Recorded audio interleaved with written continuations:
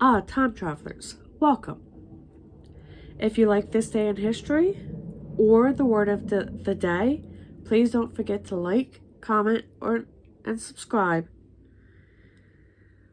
I try to upload every day, and if I don't for a few days, then I will post several days worth of videos in one day. Now, come along as we learn something today. Established by an Act of Parliament in 1753, the British Museum, which counts among the world-renowned antiquities and archaeological holdings, the aligned marbles and Rosetta Stone, opened to the public this day in 1759. Please bear with me. I still have a little bit of COVID left. So I'm going to try and get through this as best as I can. In 1842, St. Mary MacCallum, who was the first Australian beatified by the Roman Catholic Church and the first Australian to be recognized as one of its saints, was born in Melbourne.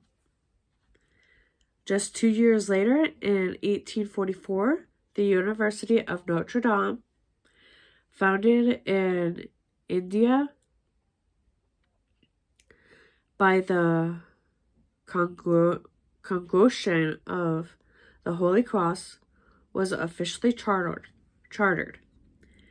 In 1851, Mexican general and statesman Maraschino Estrella, who had led Mexican forces against U.S. General Zachary Taylor in the Mexican-American War, was appointed by President of Mexico. If you are wondering where the donkey symbol came from in the government, look no further back than 1870, when the donkey appeared as the symbol of the U.S. Democratic Party in a Thomas Nast cartoon. In 1896, American photographer Matthew Brady, known for his portrayals of politicians and images of the American Civil War, died alone and virtually forgotten in a hospital charity ward in New York City. In 1909, American jazz drummer Gene Krupa was born in Chicago. Moving on to 1919, when Polish-born German revolutionary and alligator Rosa Luxemburg, confronter of the German Communist Party, was arrested and murdered in Berlin for fomenting a communist uprising known as the Spartacus Revolt. 1919 also brought us a storage tank collapsed in Boston, sending more than 2 million gallons, or 8 million liters, of molasses flowing through the city's north end. The Great Molasses Flood, as it became known, caused extensive damage and killed 21 people. In 1967, In the first Super Bowl game,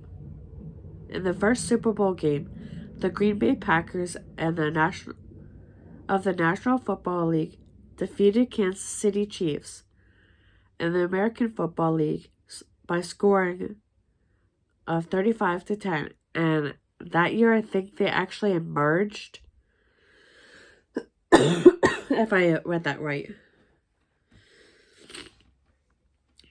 1974 brought us the American television series Happy Days, a nostalgic comedy set during the 1950s and 60s, premiered on ABC. The following year, in 1975, predicting shocking budget defects in 1975 and 1976, U.S. President Gerald Ford presented his economics plan to Congress in his State of the Union address. He urged the Democratic dominated Congress to enact his plan for stimulating the economy and approving a sweep program aimed at achieving energy independence. When I came across that one, I kind of did a rabbit hole of research excuse me, and realized that the President's State of the Union address is actually televised. And I don't know exactly when that started, but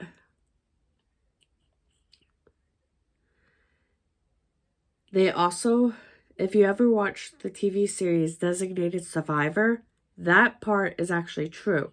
A member of his Congress or his succession is actually sent to an undisclosed location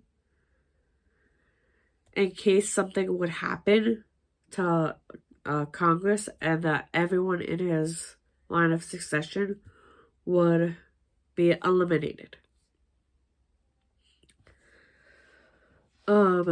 Now in 2001, Wikipedia, the free internet-based encyclopedia that operates under an open source management style, debuted. It was founded by Jamie Wales and Larry Sanger. Moving on to 2009,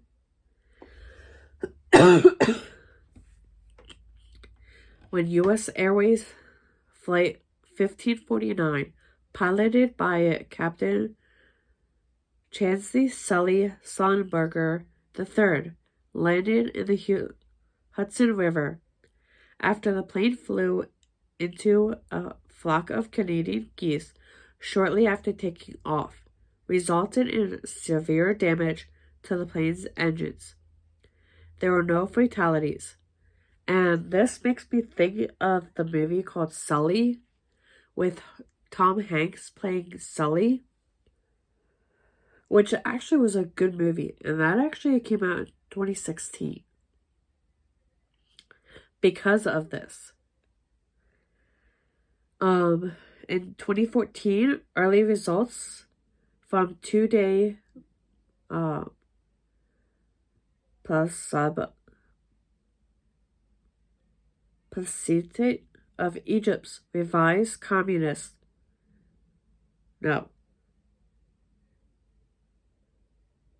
constitution, which tilts towards the military, suggests that the document has been overwhelmingly approved. And with this, we return to 2024 and our current history. Until next time.